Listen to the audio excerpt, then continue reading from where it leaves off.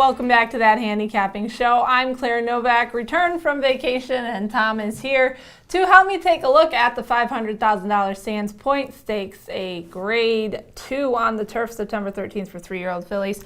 And Tom, the main horse in here of interest is Excellence, of course, from Martin Schwartz and Chad Brown. They've teamed up with horses such as Zagora, Altarite, Breeders' Cup, filly and mare turf type of contenders. So they're trying to get the job done here with her, coming off that runner-up finish in the Lake Placid, or I should say that third in the Lake Placid, barely. Almost was a runner-up finish. It was pretty blanket close there at the end. But taking a look at this race, how do you see things setting up? Well, it's, what is this, a mile and an eighth on the turf. And, you know, the Chad Brown filly looks good. Actually, there's two Chad Brown fillies yes, in this race.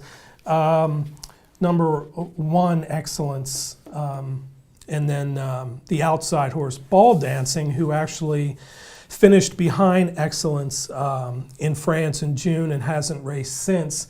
Joe Bravo is riding Ball Dancing. He rode Excellence last time. Her second start in the country was in the Lake Placid, as you pointed out. That was first time Lasix, and she's back using Lasix again. I would think she would get a lot of the attention.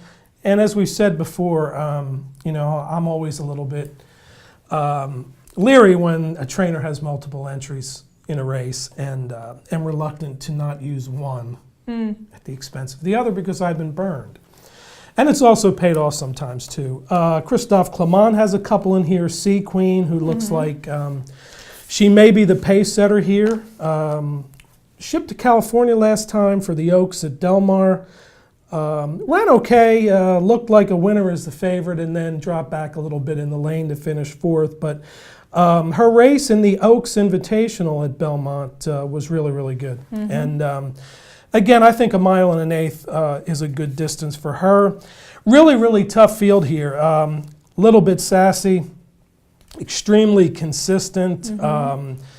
Daring Dancer for Graham Motion, you know, just ran, you know, one so-so race, but has won her other 4 starts. So, quite frankly, I guess from a handicapping wagering perspective, look at the Chad Brown horses and maybe key on them. But this is extremely tough. I think there may be a price with Daring Dancer, so that would be one of the fillies that I would definitely use in the race. Yeah, she's an Empire Maker filly, and actually, like you said, her wins have been very, very nicely done. And actually, the Lake George, which was just ahead, she was really handy on the inside turns and got to move out into the stretch to get the job done. The top 3 from the Lake Placid here include Duff One, who has a lot more experience for Gary Contessa.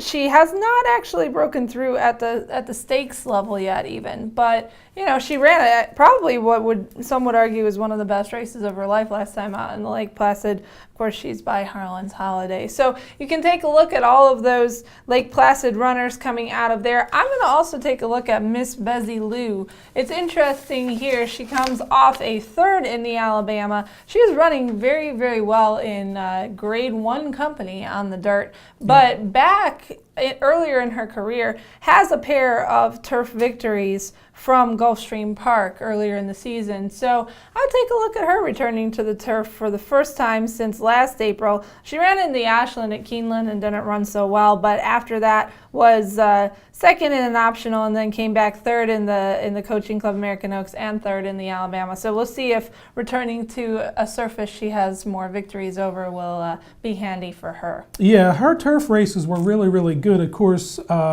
one of them was a maiden special and the other was an allowance race. She did run 2nd in a non-graded stakes in Florida, but this is a really interesting event. I'll be curious to see how the turf course is, because there could be some rain moving through the Mid-Atlantic Friday into Saturday. But we know that European shippers can handle the wetness in the grass, so we're okay. That's true. All right, well, taking a look at the Sands Point gearing up for the Breeders' Cup, we'll see if the winner of this race can go on to the Breeders' Cup Filly and Mare Turf. As always, thanks to Briss for the PPs. Thank you. For Tom, I'm Claire. Thanks for watching The Handicapping Show.